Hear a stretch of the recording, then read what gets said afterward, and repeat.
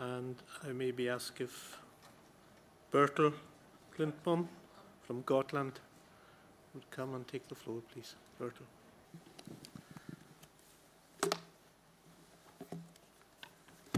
Okay, thank you very much for inviting me to talk a little about Gotland and the B7 Islands that are very close to my heart, of course.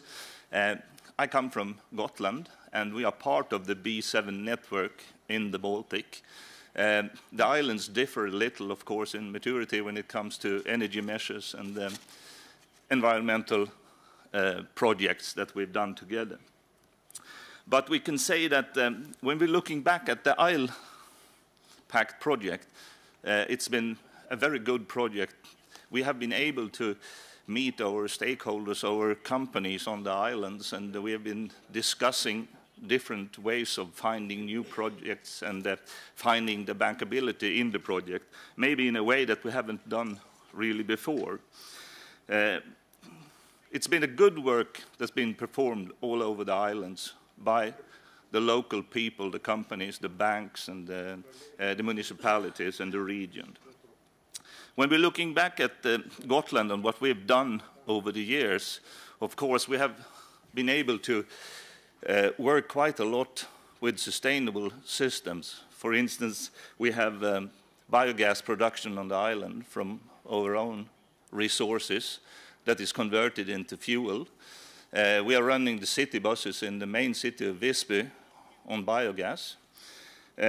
We have systems where we use seawater for heating and cooling of buildings. For instance, the new dialysis ward on the hospital.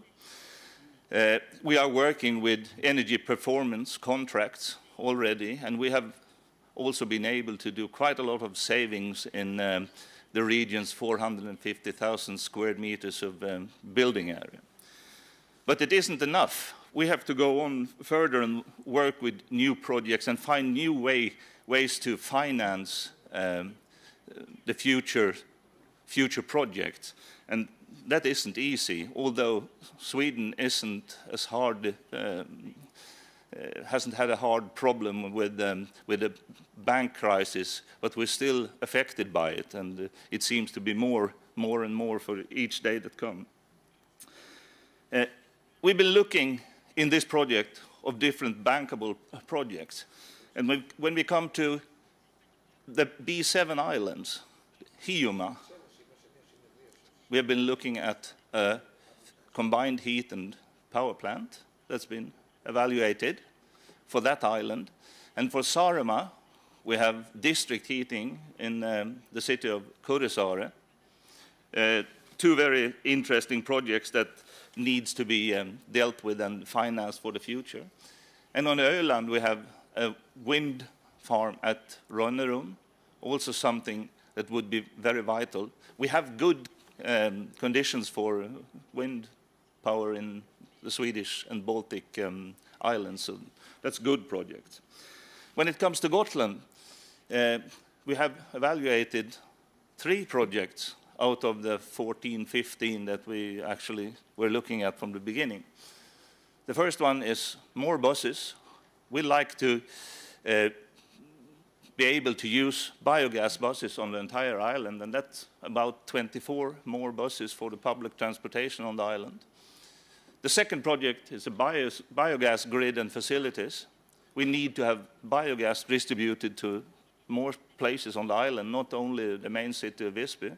And that's a project that's very, very interesting, and we have interested farmers who have started their own companies, and we have, through contracting with them, been able to put up the first plant and the first tank filling station. The region granted an amount of biogas. We said we were going to buy this much, and that made them able to actually fund the first tank station and the first facility for cleaning the raw biogas. Then we have the third project that I actually think is the most innovative and maybe the most interesting project, and something for the future, a little more in the distance, but not far. As you maybe know, there's a new sulfur directive for the Baltic Sea.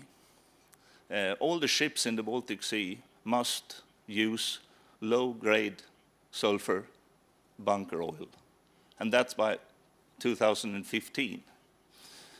And this is a big problem because the costs will rise quite a lot. For the ferry transportations, for all the cargo transportations in the Baltic, for the cruise liners. And we have been working together with the ferry company that runs the ferries from Gotland to main Sweden, and started to look at the project with gas-driven ferries with a mixture of natural gas and as much as possible of locally produced biogas. And this is a project that is in, how to put it, it's in the beginning. We've done the first surveys and we've done the first studies of the project. There's a procurement coming from the Swedish state for the new ferries from 2017. And for the day, we don't know exactly what's in the text. But certainly there's a problem. You can't use the old type bunker oil with a lot of sulfur in it. You have to run the ferries on high-grade bunker, and that's very expensive. And the solution could be to use ferries that have LNG and biogas, and in the future a mixture of biogas and hydrogen to propel the ferries. And the company who runs the ferries they've gone that far. They have studies, they have sketches of the ferries, what they're going to look at, and they have contacts with different companies who could actually manufacture them. We know that in Norway, there are quite a few smaller vessels going around the Norwegian coast on LNG. So this is something that we hope for the future. So as you can hear from this short and a little improvised presentation, there's a lot of things going on, and we see the ILPAC project as the first step towards these projects to be a reality. And we hope to see that reality within the coming years. Okay, thank you.